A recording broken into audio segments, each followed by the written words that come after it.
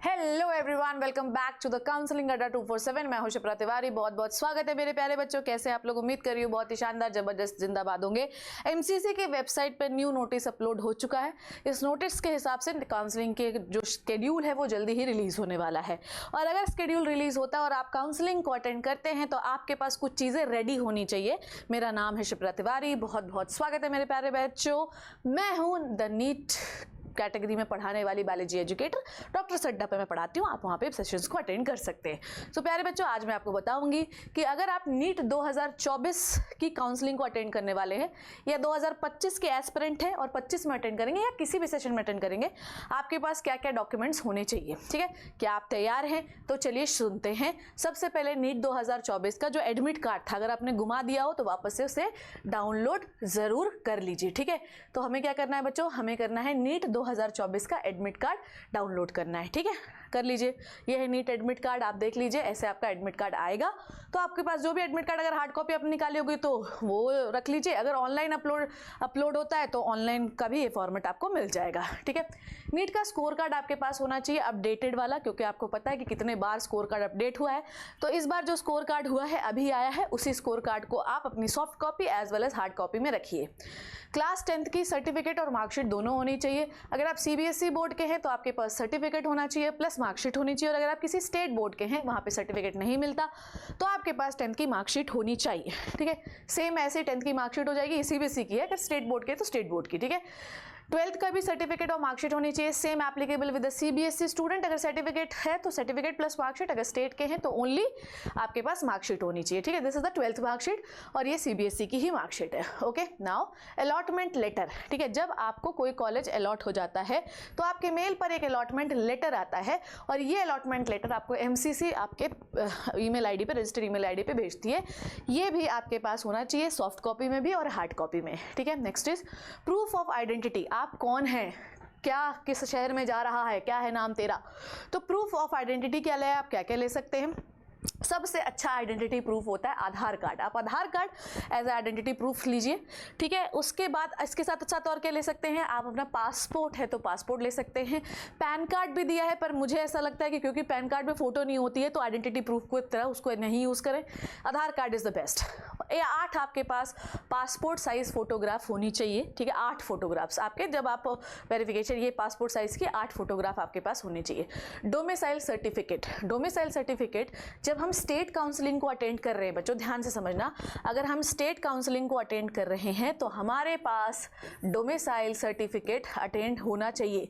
मेरी बात को ध्यान से समझिएगा। जब हम काउंसलिंग में शुरू करते हैं तो हर स्टेट में उस स्टेट की सिर्फ 15% सीट जो होती है वो ऑल इंडिया के बच्चे आ सकते हैं। 85% जो सीटें होती हैं वो आपके स्टेट के बच्चों की होती है। अब जब आप डोमिसाइल की बात कर रहे हैं तो डोमिसाइल किन का बनता है ये भी हमें जानना जरूरी है। ठीक है, तो बेटा जी डोमिसाइल उनका बनता है, ध्यान समझिए, डोमिसाइल उनका बनता है जो उस जगह पे रह रहे होते हैं, नंबर 1, या तो उस जगह पर उनकी प्रॉपर्टी हो, नंबर 2, या तो उस जगह पर उनका घर हो, या तो उस जगह पर वो पढ़ते हैं।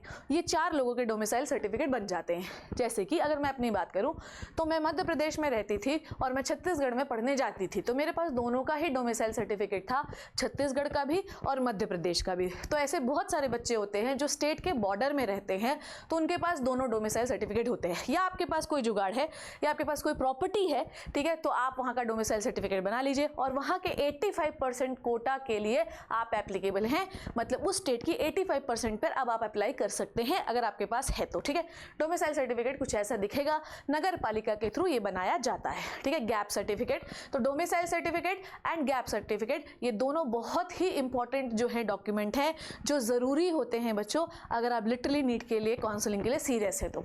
गैप सर्टिफिकेट, अब कहानी में ट्विस्ट ये है कि गैप सर्टिफिकेट होता क्या है। मेरी बात को ध्यान से समझना, सबको समझ में आएगा, बहुत आसान होता है। मान लीजिए कि 2022 में आपने 12th की। ठीक है, समझिएगा बात को, मैं क्या बोल रही हूं आप लोगों के लिए। मान लीजिए इरेजर क्यों नहीं हो रहा है? ठीक है, मान लीजिए कि 2022 में आपने क्या किया, 2022 में, ऐसे लिख देती हूँ यहाँ पे, इरेज नहीं हो रहा है।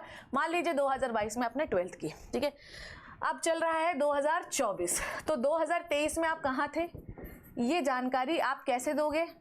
कैसे दोगे एमसीसी को?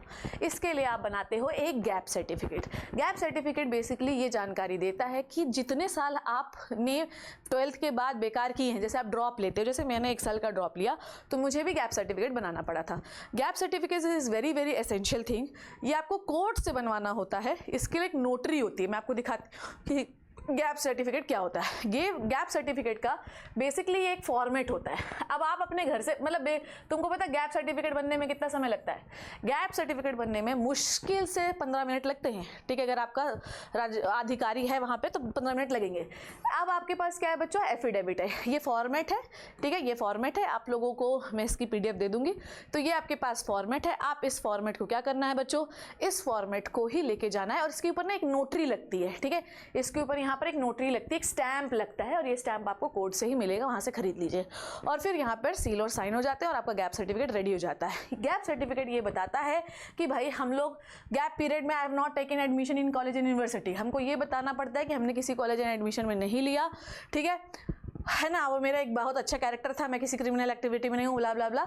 तो ये सब आपको इसमें बताना पड़ता है कि मैंने किसी कॉलेज में एडमिशन नहीं लिया है। समझ में आ गई बात? I hope it is clear to you. Next जो चीज़ आपके पास होनी चाहिए, TC, आपके स्कूल की TC। अब ये इंपॉर्टेंट नहीं है पर आपके पास सेफ साइड में रख लो इसको, ठीक है। अपने स्कूल की TC कटवा के रख लो, ठीक है। तो ये होती है TC, ठीक है। जो भी आपका स्कूल है वो आपकी TC खुद बना के देगा। स्कूल लिविंग सर्टिफिकेट भी आपके पास होना चाहिए। So this is the school leaving certificate, ठीक है। और ये स्कूल लिविंग सर्टिफिकेट भी आपके स्कूल वाले बना के देते हैं। अब भाई सीधी बात है, स्कूल लिविंग सर्टिफिकेट जो होता है उसका एक फॉर्मेट होता है, तो उसको वही बिगाड़ नहीं सकते। बेटा जो बिगाड़ते हैं ना वो क्या है वो मैं आपको बताती हूँ।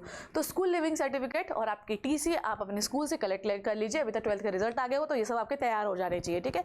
नेक्स्ट जो डॉक्यूमेंट आपके पास होना चाहिए वो है कैटेगरी सर्टिफिकेट। अगर आप SC ST OBC तीनों कैटेगरी के किसी के हैं तो आपके पास कैटेगरी सर्टिफिकेट बनाना चाहिए, जिसे हम जाति प्रमाण कहते हैं, जाति प्रमाण पत्र। और ये जाति प्रमाण पत्र भी आपको आपकी नगर पालिका देगी बना के, ठीक है। तो ऐसा ना हो कि जिस दिन हमें काउंसलिंग के लिए जाना है, जो है कॉलेज ज्वाइन करना है, वेरिफिकेशन होना है, उसके पहले आपका जाति प्रमाण पत्र गायब।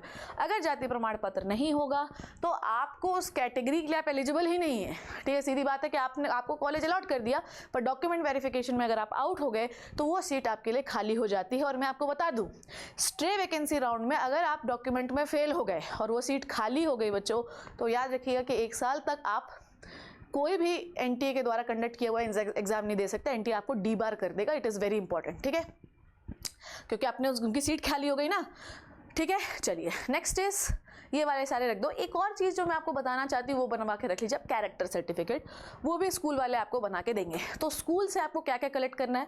स्कूल से आपको कलेक्ट करना है बच्चों एक कैरेक्टर सर्टिफिकेट, एक स्कूल लिविंग सर्टिफिकेट और TC। और क्या? 10th की मार्कशीट सर्टिफिकेट, 12th की marksheet certificate, ST SC OB किसी कैटेगरी का सर्टिफिकेट और आपका गैप सर्टिफिकेट, है ना। ये सारी चीज़ें आपकी रेडी होनी चाहिए है, ठीक है। और आपका 8 पासपोर्ट साइज का फोटो और आपका कोई आइडेंटिटी प्रूफ जिसमें आपका दिया हो फोटो, ये डॉक्यूमेंट आपके अभी रेडी हो जाने चाहिए। और जितने लोग ड्रॉपर हैं उनको मैं बता दूं कि अगर आप गैप सर्टिफिकेट के बिना जाओगे तो कॉलेज अलॉट होने के बावजूद आपको एडमिशन नहीं मिलेगा। या इनमें से कोई डॉक्यूमेंट मिसिंग होगा और उन्होंने मांग लिया तो आपका एडमिशन नहीं होगा, क्योंकि इस काउंसलिंग में जो एडमिशन्स होते हैं वो फुल प्रूफ होते हैं। अगर वेरिफिकेशन में एक भी गलती हुई तो आपका एडमिशन रिजेक्ट हो जाएगा। इवन आपको याद होगा जो डिसीजन आया उसमें सुप्रीम कोर्ट ने सीधा बोला था कि अगर कोई व्यक्ति गिल्टी पाया गया तो उसको एडमिशन ही हम कैंसिल कर देंगे। तो सोचिए बीच में से भी आपका एडमिशन कैंसिल हो सकता है। तो प्लीज़ ऐसी कोई भी हरकत मत करिए जिससे आपके एडमिशन होने में दिक्कत मिले। प्लीज़ कमेंट सेक्शन में बताइए कि काउंसलिंग से रिलेटेड अब आप कौन सा वीडियो चाहते हैं। I hope you learn and enjoyed the video. Thank you so much बच्चों, take care and bye bye.